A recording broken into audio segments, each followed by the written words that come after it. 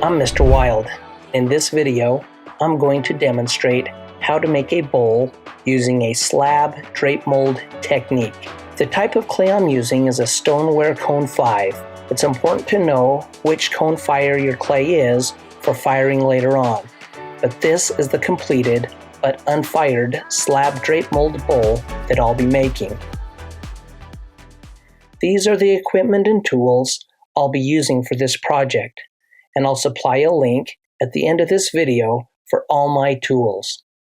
About 7 pounds of stoneware cone 5 clay, fettling knife, needle tool, wooden knife, loop tool, wire clay cutter, sponge, 9-inch square Amico Plastibat, a 13-inch round Amico Plastibat, a rolling pin, clay thickness strips, which are just long, thin pieces of wood cut to the same thickness, plastic wrap, or like a saran wrap or even newspaper, a bowl, a football, and some embroidered shirts with exposed stitching that I'll use to press into the clay.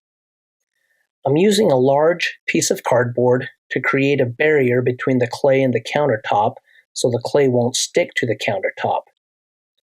I'm cutting off a chunk of clay, approximately 7 pounds. Yours can be a little smaller, that'll be fine.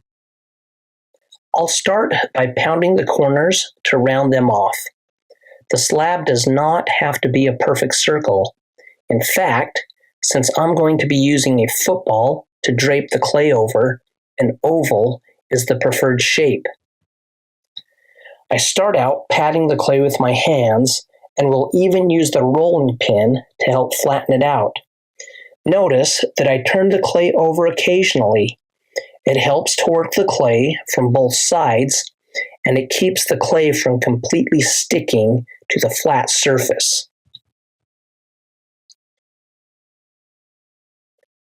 Then I move on to the lift and throw technique.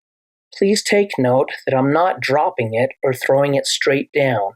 If you do that, you end up with a thick middle and super thin edges, when what you really want is an even, flat slab.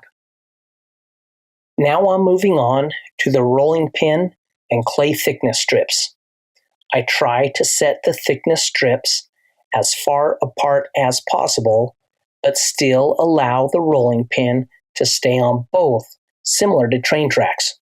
Sometimes I'll roll the rolling pin side to side, and when I do this,